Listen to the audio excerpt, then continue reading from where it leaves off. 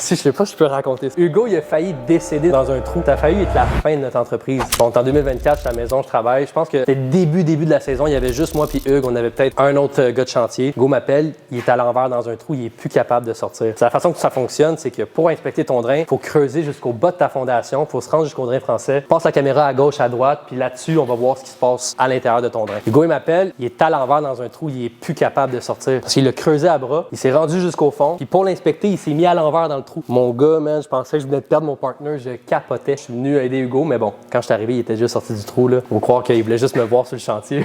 Ah, Hugo, c'est pas ça que tu voulais faire, C'était un moment exceptionnel, probablement un des pires moments sur SP. J'ai passé 15 minutes la tête à l'envers dans un trou. Tu sais, dans ce temps-là, on travaillait à juste un gars à la fois sur les chantiers. Ça, c'était un des pires moments. Un gars de 220 livres, la tête en bas, écrasé dans le fond du trou. À partir de ce moment-là, on était 2 par chantier. Tu sais, ça n'a pas été long, là. La décision de ça, c'était on fait les chantiers à 2 maintenant parce que c'est pas une situation qui peut arriver parce que, au final, j'aurais pu me blesser ou d'autres choses comme ça. 100%.